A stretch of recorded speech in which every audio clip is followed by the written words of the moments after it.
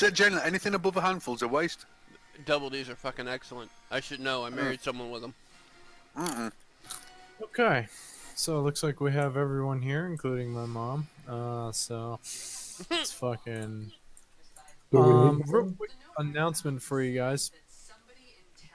We will have 2 other players joining us at some point. Don't know exactly when.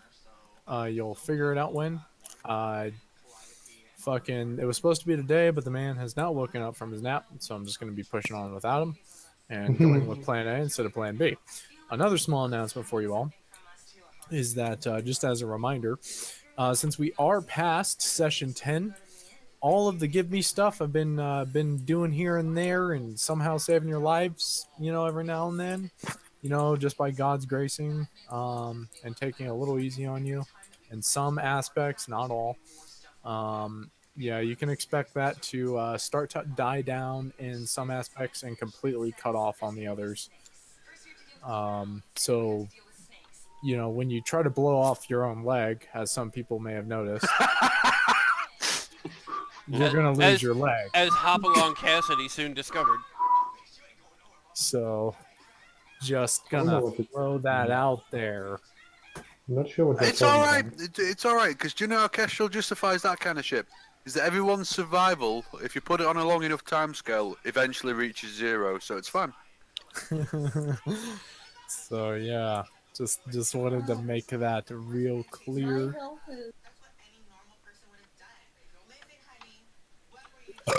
All right. So without further ado, let's fucking get this shit show on the road. Without further ado. Without fear of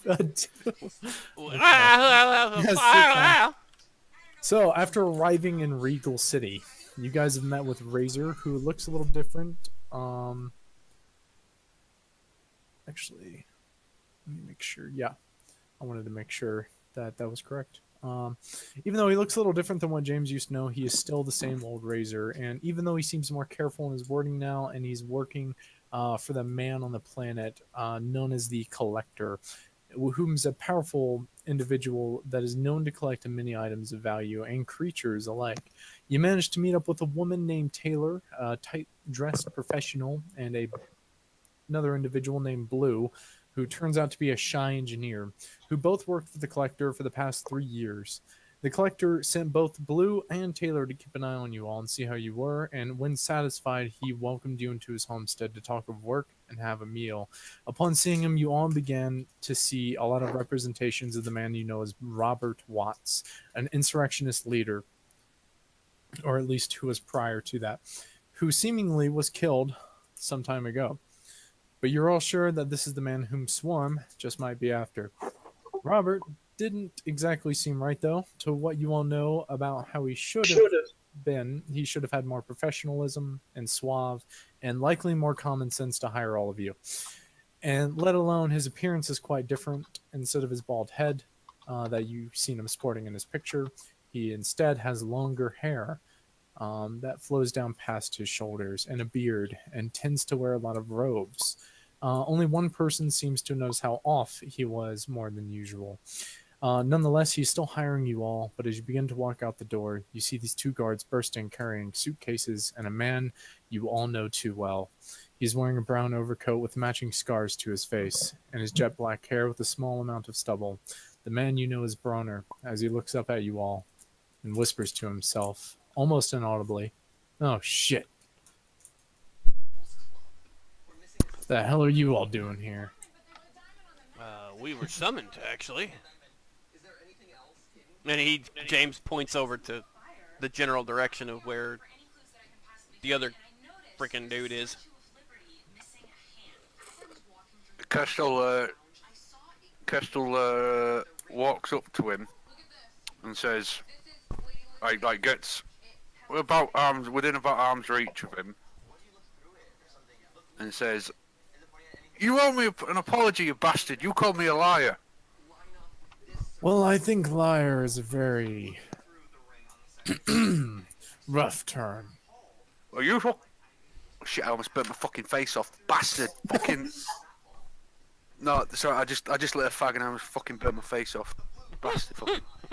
Nonetheless, I'm glad to see you all off planet. Well, yeah, that was a shit show, that one. You But can say that you again. did fucking call me a liar though, and I wasn't lying. I was right. So I wanted a fucking apology. Well, if it makes you feel any better, Kestrel, I apologize. More than I have welcome. things that were more than important. Oh, Blue don't looks we at all? Kestrel confused. How do you know Tyler? You know Tyler Durden.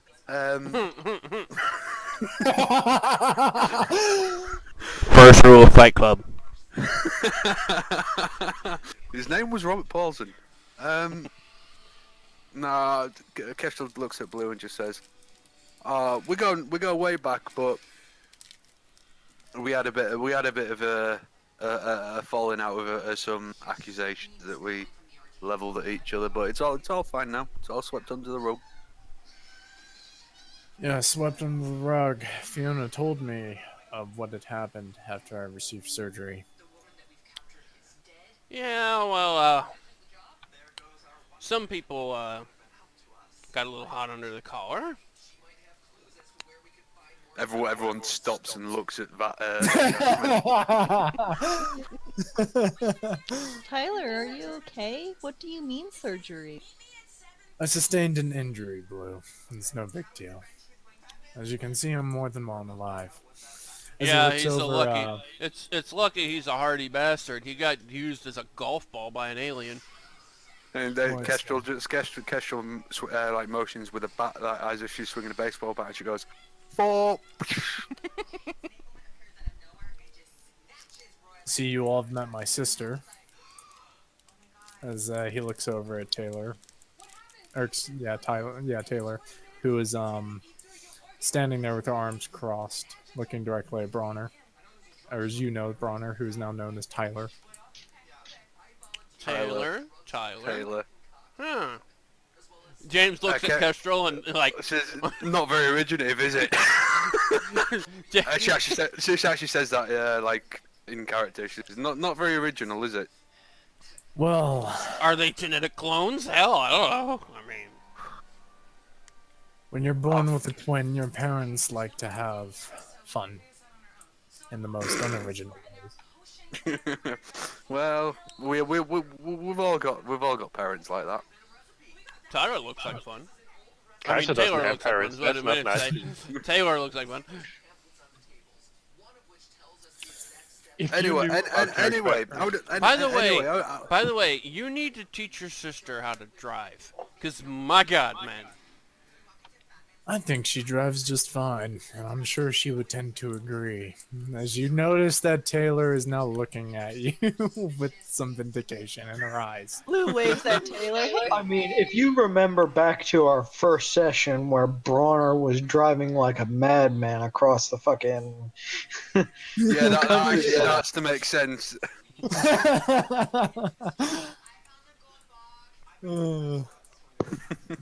And Hashtag, Tyler, James was a little dead to remember most of Bronner's driving. yeah, no kidding. Tyler looks over at Kestrel and goes, "Actually, since you're here, I was hoping I could take you to the archives downstairs." James is like, ooh, a hot date? No, Kestrel looks at him and just goes, you do know I charge hourly, right? Yes, unfortunately. Anyways, the reason I want you to come downstairs, feel free to bring the others, is that thing on your wrist. Yeah, I've been trying to keep that under close wraps, and she kind of pulls on a top sleeve. Because The obviously, thing on her wrist does not belong to you. Well, who was that directed to? To him.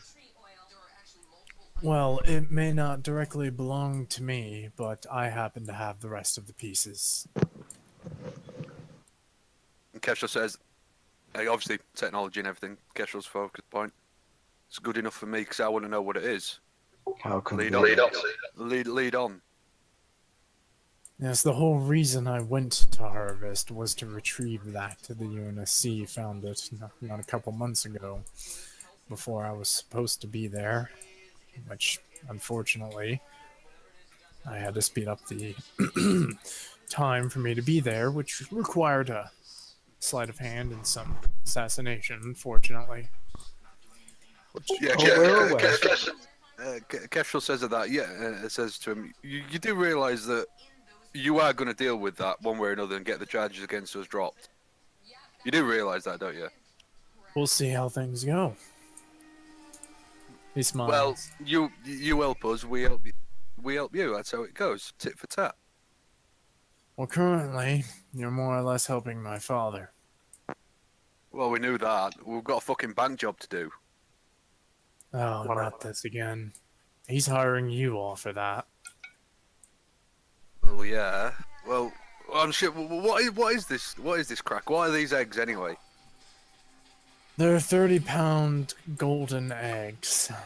They're pretty valuable, but it's not about Fabergé eggs? it's not about exactly the gold he's after. It's about what's inside of them. What is inside them? Hell if I know. He keeps taking it though. That's where he put the last bit of it. Drugs? Oh, we're not sure if it's a drug or not. He doesn't tell us anything about it. And the lead team scientist we have doesn't say anything about it either. Clearly, he's getting paid more than I do. So, what you're telling us is the heist is to get Fabergé eggs. Not exactly. They're pretty solid gold, very little decoration. They don't exactly have a opening. You have to saw them open.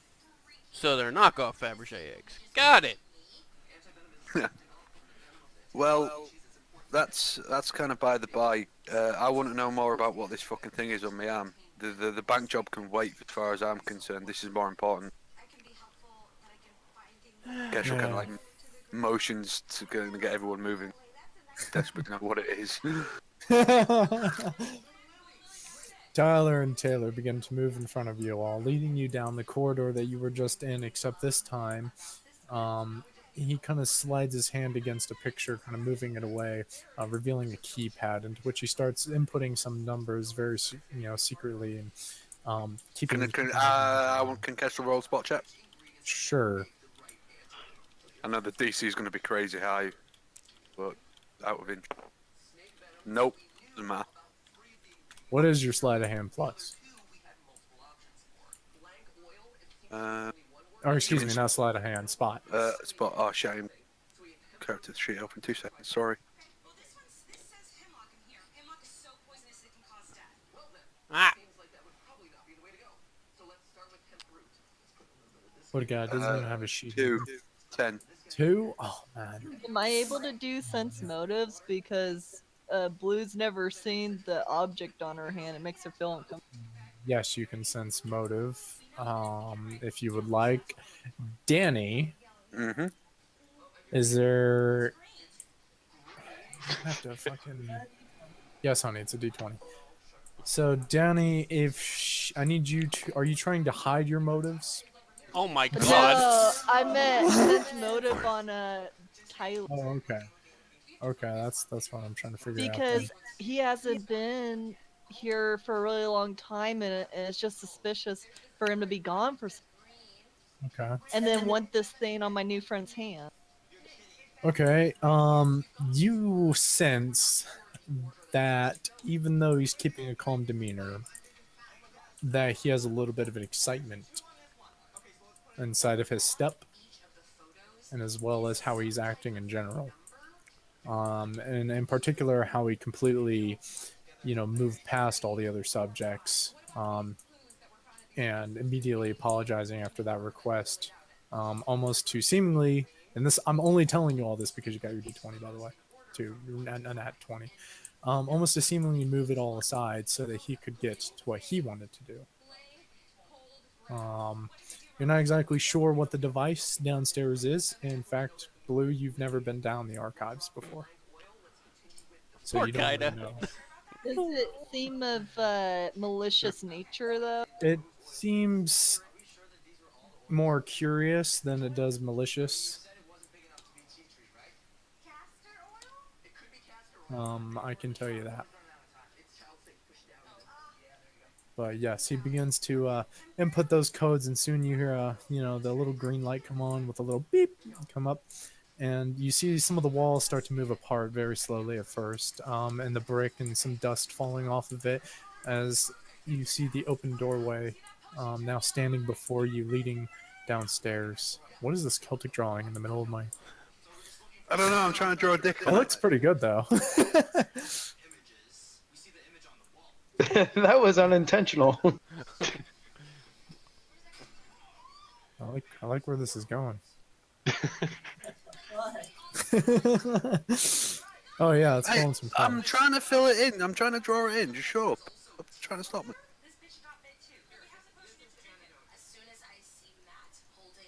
Okay, Kaida. Can you Alright. repeat what you were saying? Because now I forgot. Anyways, yes, the fuckery begins. Oh yeah, this is funny. All right, enough of that. Yeah, enough of that. Right. Enough of that. Right. Anyways, as he, excuse me, as the doors had once again, now opened, the dust falling off of them, some of the concrete, revealing the doorway that is now standing before you, a metal door. As he unlatches this now, pushing inward, as you see this now dark stairwell leading downward, almost in a spiral-like motion. As he begins to flip on some of the lights from the switches on the wall nearby, as Tickle takes an axe to the door. That's amazing.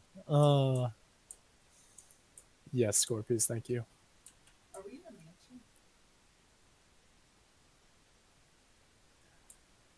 And he begins to lead you down this stairwell, into which it seems like it would take forever, but it would only seem that you've taken, I don't know, less than 2 flights of stairs before you reach where you're supposed to be, being a glass doorway. And ahead of that, a massive blacked room. You cannot see anything inside of it.